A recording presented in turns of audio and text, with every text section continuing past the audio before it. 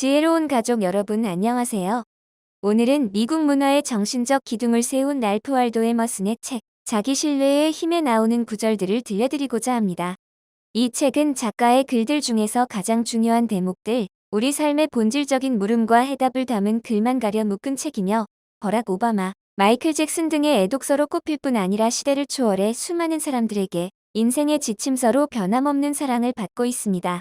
여러분들께도 오늘 이 문장들을 들으시고 자기에 대한 무한한 신뢰와 희망을 더욱 강하게 하는 시간이 되었으면 좋겠습니다. 여러분들의 구독과 좋아요는 채널 성장에 큰 힘이 됩니다. 존재의 증명은 필요 없다. 나의 재능이 아무리 하찮고 보잘것없어도 나는 지금 이렇게 존재하고 있다. 그러므로 스스로 확신을 얻거나 동료들에게 확신을 주기 위해서 자신에 대해 어떤 부차적인 증명도 할 필요가 없다. 정말로 관심을 가져야 할 문제는 사람들이 나를 어떻게 생각하느냐가 아니라 내가 해야 할 일이다. 스스로 자신의 기둥이 되어라. 외부의 의존 대상들을 모두 떨쳐버리고 홀로 설 때 비로소 강해지고 승리할 수 있다. 다른 사람에게서 아무것도 구하지 말라. 모든 것을 스스로 하라. 그러면 무한한 변화 속에서 우리의 유일하고 확고한 기둥이 곧 우리를 에워싼 모든 것을 떠받쳐 줄 것이다.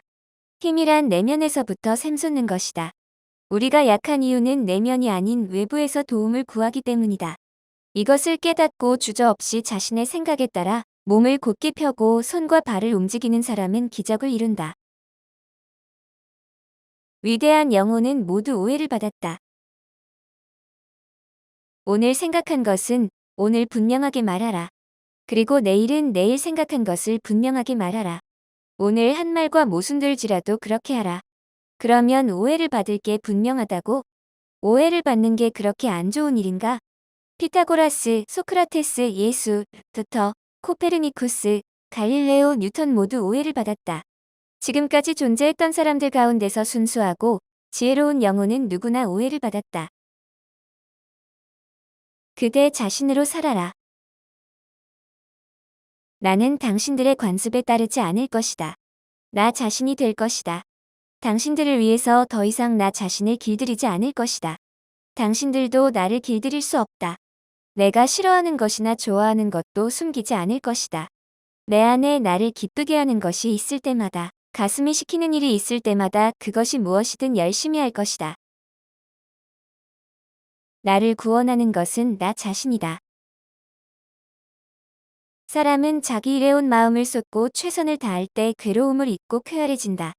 다른 어떤 것도 우리에게 평화를 주지 못한다. 구원은 누가 가져다 주는 것이 아니다.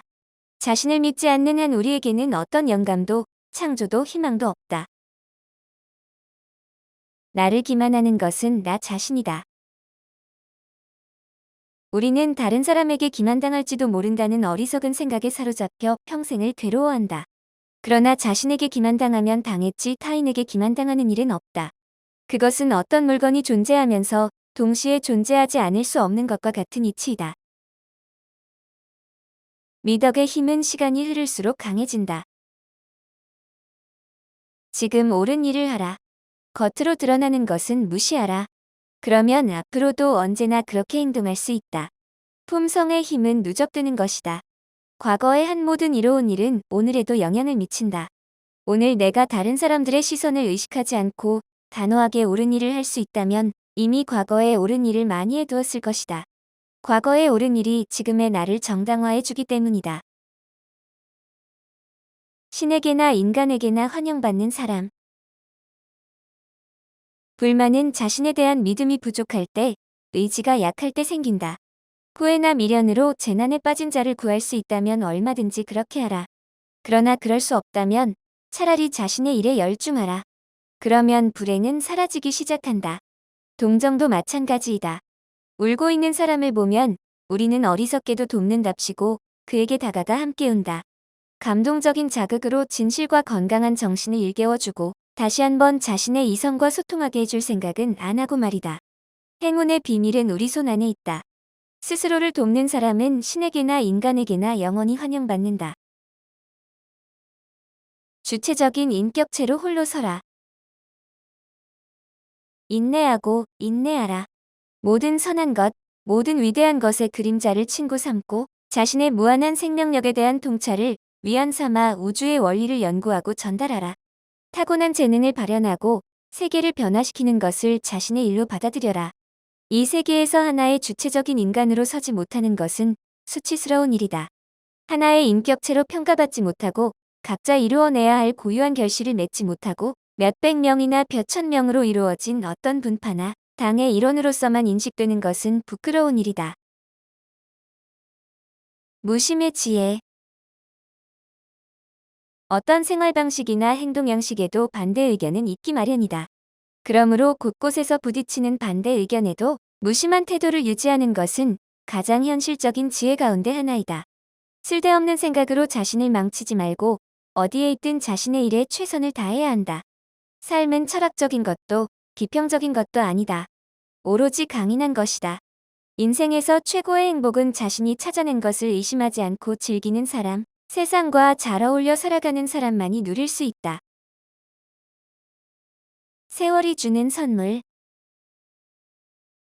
모든 것은 매 순간 우리에게 가르침을 준다.